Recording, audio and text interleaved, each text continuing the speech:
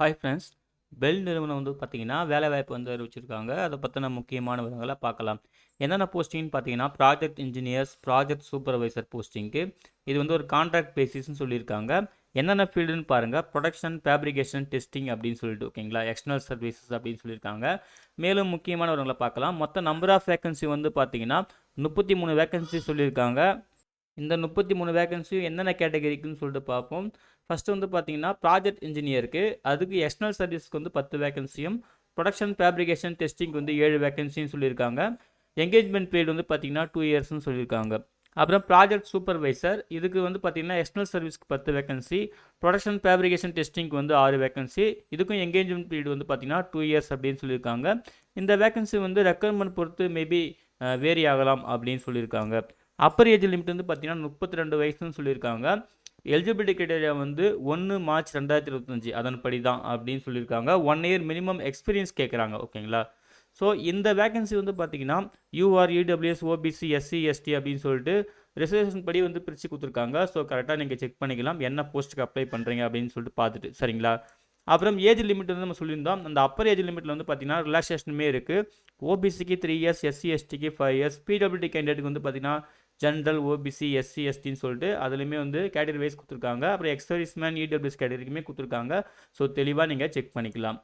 அப்புறம் கல்வித் தகுதியை பொறுத்த வரைக்கும் வந்து பாருங்கள், ஃபுல் டைம் டிகிரி வந்து முடிச்சிருக்கணும். அதாவது ப்ராஜெக்ட் இன்ஜினியர்ஸ்க்கு வந்து நீங்கள் ஃபுல் டைம் டிகிரி வந்து முடிச்சிருக்கணும். அதே போல் ப்ராஜெக்ட் சூப்பர்வைசருக்கு வந்து ஃபுல் டைம் டிப்ளமோ வந்து முடிச்சிருக்கணும்னு சொல்லியிருக்காங்க. மினிமம் 60% சொல்லியிருக்காங்க. எஸ்சி எஸ்டி கேண்டிடேட்டுக்கு மட்டும் 50% வந்து இருந்தால் போதும் அப்படின்னு சொல்லியிருக்காங்க ஓகேங்களா. அதுக்கு மேலே வந்து பார்த்தீங்கன்னா இந்த அந்த எலிஜிபிலிட்டி கிரைட்டீரியா வந்து இந்த டேபிளில் கிளியராக கொடுத்துருக்காங்க ஓகேங்களா. என்ன போஸ்டிங் நீங்கள் அப்ளை பண்ண போகிறீங்க, அந்த போஸ்டிங்கான என்ன கோடு, போஸ்டிங் கோடு என்ன, அதுக்கப்புறம் என்ன ஃபங்க்ஷன்ஸ் ஓகேங்களா, என்ன வந்து பண்ணுற மாதிரி இருக்கும், அதுக்கான வேக்கன்சி எவ்வளோ, என்ன டிசிப்ளின் வந்து தேவைப்படுது, அப்புறம் ஒர்க்கிங் எக்ஸ்பீரியன்ஸ் அந்த மினிமம் 1 இயர் தேவைப்படுதுன்றாங்க இல்லையா, அது எந்த ஃபீல்டில் தேவைப்படுதுன்னு சொல்லிட்டு இந்த எலிஜிபிலிட்டி கிரைட்டீரியா டேபிளில் கிளியராக சொல்லியிருக்காங்க. அதை நீங்கள் தெளிவாக பார்த்துக்கலாம். ஸோ இதில் வந்து பார்த்தீங்கன்னா ஃபஸ்ட்டு ப்ராஜெக்ட் இன்ஜினியருக்கு 2 கேட்டகரியாக பிரிக்கிறாங்க. FTA 1, FTA 2ன்னு சொல்லிட்டு. இதில் சிஸ்டம் டெஸ்டிங் FTA 1, அப்புறம் FTA 2 வந்து பார்த்தீங்கன்னா எக்ஸ்டர்னல் சர்வீஸ் அப்படின்னு சொல்லிட்டு. சிஸ்டம் டெஸ்டிங்கில் வந்து 7 வேகன்சி, எக்ஸ்டர்னல் சர்வீஸில் வந்து 10 வேகன்சி சொல்லியிருக்காங்க. ஸோ இந்த சிஸ்டம் டெஸ்டிங் வந்து பார்த்தீங்கன்னா நீங்கள் full time BE, BTech electrical, electronics engineering வந்து முடிச்சிருக்கணும் அப்படின்னு சொல்லியிருக்காங்க. ரிலவெண்ட் ஃபீல்டில் 1 இயர் எக்ஸ்பீரியன்ஸ் கேட்குறாங்க. அதுக்கப்புறம் வந்து பார்த்தீங்கன்னா எக்ஸ்டர்னல் சர்வீஸ்க்கு வந்து நீங்கள் degree in electrical, electronics, instrumentation engineering வந்து முடிச்சிருக்கணும். பிஇ, பிடெக் ஓகேங்களா. ஃபுல் டைமில் முடிச்சிருக்கணும்னு சொல்லியிருக்காங்க.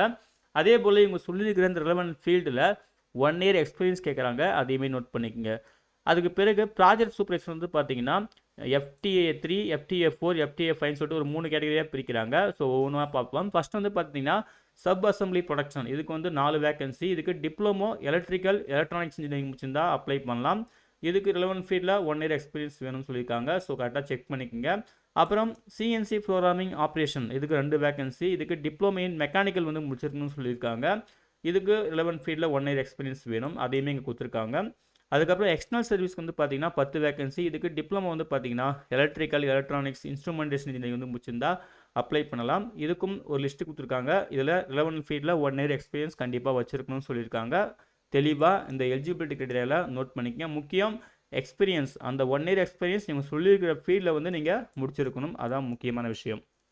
அதுக்கு பிறகு பேசிக் பே சொல்லியிருக்காங்க. ப்ராஜெக்ட் இன்ஜினியருக்கு வந்து பார்த்தீங்கன்னா ஃபஸ்ட் இயருக்கு வந்து 84,000 ஒரு மாதத்துக்கும், செகண்ட் இயருக்கு வந்து 88,000 ஒரு மாதத்துக்கும் சொல்லியிருக்காங்க.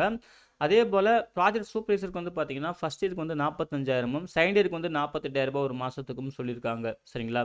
அதுக்கப்புறம் மெடிக்கல் பெனிஃபிட்ஸ்லாம் இருக்குது, அலவன்ஸ்லாம் இருக்குன்னு சொல்லியிருக்காங்க. அது தெளிவாக பார்த்துக்குங்க. செலெக்ஷன் ப்ராசஸ் வந்து பார்த்தீங்கன்னா அப்ளிகேஷன்ஸ் ரிசீவ் ஆகிறத பொறுத்து ஃபஸ்ட்டு வந்து பார்த்தீங்கன்னா கேண்டிடேட் வந்து ஷார்ட் லிஸ்ட் பண்ணுவாங்க. ஷார்ட் லிஸ்ட் பண்ண கேண்டிடேட் வந்து பார்த்தீங்கன்னா இன்டர்வியூக்கு வர மாதிரி இருக்கும். ஸோ எந்த மாதிரி ஷார்ட் லிஸ்ட் பண்ணுவாங்களா 1:10 ரேஷியோ, அதாவது ஒரு வேகன்சிக்கு 10 பேர் அப்படின்ற அடிப்படையில். மேபி நம்பர் ஆஃப் அப்ளிகேஷன்ஸ் வந்து அதிகமாக ஆயிடுச்சுன்னா அதை பொறுத்து வந்து ரேஷியோ நாங்கள் சேஞ்ச் பண்ணவும் வாய்ப்பு இருக்குது அப்படின்னு சொல்லியிருக்காங்க. அதையும் வந்து பார்த்துக்குங்க. அந்த ஷார்ட் லிஸ்ட் பண்ணுறது வந்து பார்த்தீங்கன்னா உங்கள் பர்ஃபார்மன்ஸ், அதாவது அகாடமிக் பர்ஃபார்மன்ஸ், நீங்கள் டிகிரிலையோ டிப்ளமோலையோ எவ்வளோ மார்க் வந்து ஸ்கோர் பண்ணியிருக்கீங்களோ அதை பேஸ் பண்ணி தான் ஷார்ட் லிஸ்ட் பண்ணுவோம் அப்படின்னு சொல்லியிருக்காங்க ஓகேங்களா. அப்புறம் மேலும் ஜென்ரல் இன்ஸ்ட்ரக்ஷன் வந்து பார்த்தீங்கன்னா இது கம்ப்ளீட்டாக வந்து கான்ட்ராக்ட் பேசிஸ் தான், பர்மனன்ட் ஜாப் கிடையாது அப்படின்னு தெளிவாக சொல்லிட்டாங்க. தேவைப்பட்டால் எக்ஸ்டெண்ட் பண்ணலாம், அவ்வளோதான் அப்படின்னு சொல்லியிருக்காங்க. அதுக்கப்புறம் எலிஜிபிலிட்டி கிரைட்டீரியா எல்லாமே வந்து பார்த்தீங்கன்னா 1 மார்ச் 2025 இப்படி தான் வந்து கால்குலேட் பண்ணுவோம்னு சொல்லியிருக்காங்க. அதே போல் அவங்க மினிமம் 1 இயர் எக்ஸ்பீரியன்ஸ் கேட்குறாங்க இல்லையா? சப்போஸ் உங்களுக்கு எக்ஸ்பீரியன்ஸ் இல்லைன்னா நீங்கள் அப்ளை பண்ணக்கூடாது, நீட் நாட் டு அப்ளை அப்படின்னு சொல்லிட்டு தெளிவாக சொல்லியிருக்காங்க. எக்ஸ்பீரியன்ஸ் இருந்தால் மட்டும் அப்ளை பண்ணுங்கள். அவங்க சொல்லியிருக்கிற ரிலவெண்ட் எக்ஸ்பீரியன்ஸ் ரொம்ப முக்கியம். அதுக்கப்புறம் ஃபீஸ் வந்து இருக்குது இதுக்கு அப்ளை பண்ணுறதுக்கு ₹200 பே பண்ணுற மாதிரி இருக்கும். எஸ்சி எஸ்டி பிடபிள்யூடி கேண்டிடேட்டுக்கு மட்டும் ஃபீஸ் கிடையாது. இவங்களை தவிர்த்து மற்ற எல்லா கேண்டிடேட்டுக்கும் அந்த ₹200 ஃபீஸ் பே பண்ணணும் அப்படின்னு சொல்லியிருக்காங்க. அதையுமே ஆன்லைன் மோட்னு சொல்லியிருக்காங்க. ஷார்ட் லிஸ்ட் கேண்டிடேட் லிஸ்ட்டு வந்து பார்த்தீங்கன்னா இமெயில் மூலிமா அவங்க இமெயில் மூலிமா நாங்கள் இண்டிவிஜுவலாகவே அறிவிப்போம் அப்படின்னு சொல்லியிருக்காங்க. நீங்கள் பர்சனல் இன்டர்வியூ வந்து அட்டன் பண்ணுற மாதிரி இருக்கும்னு சொல்லியிருக்காங்க. சரிங்களா? அதுக்கு பிறகு இதுக்கு இந்தியன் சிட்டிசன்ஸ் யார் வேணாலும் அப்ளை பண்ணலாம் சொல்லியிருக்காங்க. உங்களுக்கு ஏதாவது டவுட்ஸ் இருந்துச்சுன்னா அந்த மெயில் அடிக்க நீங்கள் மெயில் ரைட் பண்ணலாம் அப்படின்னு சொல்லியிருக்காங்க. அப்ளை பண்ணுறதுக்கான ப்ரொசீஜர் கொடுத்துருக்காங்க. கம்ப்ளீட்டாக ஆன்லைன் மோடு தான். லிங்க்குமே கொடுத்துருக்காங்க. நீங்கள் கிளிக் பண்ணாலே டேரெக்டாக லிங்க் வந்து போகும் அப்ளை பண்ணுறதுக்கு. அப்புறம் அஃபிஷியல் வெப்சைட்டுமே போகும். சரிங்களா? ஸோ அப்ளை பண்ணுற மெத்தட் வந்து ஆன்லைன் சொன்னாங்க இல்லையா? நீங்கள் வந்து நியர்பை எஸ்பிஐ பிரான்ச்லையுமே நீங்கள் பண்ணுற மாதிரி இருக்கும் அப்படின்னு சொல்லியிருக்காங்க. அதையுமே ட்ரை பண்ணி பாருங்கள். சரிங்களா? ஒன்ஸ் அப்ளை பண்ணி முடிச்சதுக்கப்புறம் வந்து பார்த்தீங்கன்னா உங்கள் அப்ளிகேஷன் வந்து பிரிண்ட் எடுக்கணும். சரிங்களா? பிரிண்ட் எடுத்து அது கூட சப்போர்ட்டிங் டாக்குமெண்ட்டு இன்க்ளூட் பண்ணிவிட்டு அதில் அக்னாலஜ்மெண்ட் நம்பர் ஒன்று இருக்கும். சரிங்களா? ஸோ அந்த டாக்குமெண்ட் நீங்கள் என்ன பண்ணணும்னா இங்கே ஒரு அட்ரஸ் கொடுத்துருப்பாங்க. நான் ஹைலைட் பண்ணியிருக்கேன். சரிங்களா? ஏஜிஎம் ஹெச்ஆர் அப்படின்னு சொல்லிட்டு இந்த அட்ரஸ்க்கு வந்து பார்த்தீங்கன்னா நீங்கள் வந்து அந்த ஹார்ட் காப்பியை வந்து சென்ட் பண்ணணும். ஓகேங்களா? சென்ட் பண்ணுற ஹார்ட் காப்பி வந்து பார்த்தீங்கன்னா 19 ஏப்ரல் 2025க்குள்ளே ரீச் ஆகணும் அப்படின்னு தெளிவாக சொல்லியிருக்காங்க. ஓகேங்களா? அதே போல் நீங்கள் சென்ட் பண்ணுற அந்த என்வலப் கவரில் வந்து பார்த்தீங்கன்னா நீங்கள் என்ன போஸ்ட்டுக்கு அப்ளை பண்ணுறீங்கன்னு சொல்லிட்டு எஃப்டிஏ அப்படின்னு சொல்லிட்டு எழுதி போஸ்டிங் கோடுனாவோ அதை வந்து எழுதணும். அதாவது பொசிஷன் கோடு. சரிங்களா? தெளிவாக சொல்லியிருக்காங்க. நீங்கள் வந்து ப்ராஜெக்ட் இன்ஜினியர் அப்ளை பண்ணுறீங்களா இல்லை ப்ராஜெக்ட் சூப்பர்வைசருக்கு அப்ளை பண்ணுறீங்களான்னு சொல்லிட்டு தெளிவாக எழுதிட்டு அந்த எஃப்டிஏ கூட வந்து தெளிவாக எழுதணும் அப்படின்னு சொல்லியிருக்காங்க.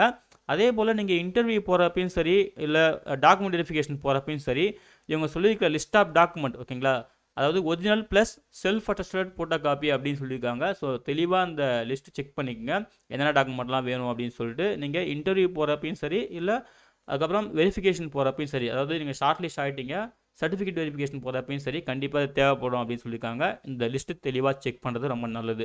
அப்புறம் முக்கியமான தேதிகள் ஆன்லைன் அப்ளிகேஷன் வந்து பார்த்தீங்கன்னா மார்ச் 26 அன்றைக்கே ஸ்டார்ட் ஆகிடுச்சு. லாஸ்ட் டேட் வந்து பார்த்தீங்கன்னா 16 ஏப்ரல் 2025 தான் லாஸ்ட் டேட். சரிங்களா? அதே போல் ஹார்ட் காப்பி சென்ட் பண்ணுறது வந்து பார்த்தீங்கன்னா 19 ஏப்ரல் 2025. மறந்துடாதீங்க. ஆன்லைனில் அப்ளை பண்ணி முடிச்சதுக்கப்புறம் டவுன்லோட் பண்ணிவிட்டு அந்த அப்ளிகேஷன் டவுன்லோட் பண்ணிட்டு பிரிண்ட் எடுத்து ஹார்ட் காப்பி அந்த அட்ரஸ்க்கு சென்ட் பண்ணணும். அதான் முக்கியம். அப்படி சென்ட் பண்ணால் மட்டும் தான் முழுமையானதுன்னு அர்த்தம். சரிங்களா? சென்ட் பண்ணால் மட்டுங்கன்னா உங்கள் அப்ளிகேஷன் வந்து முழுமையாக பூர்த்தி ஆகணும்னு அர்த்தம். சரிங்களா?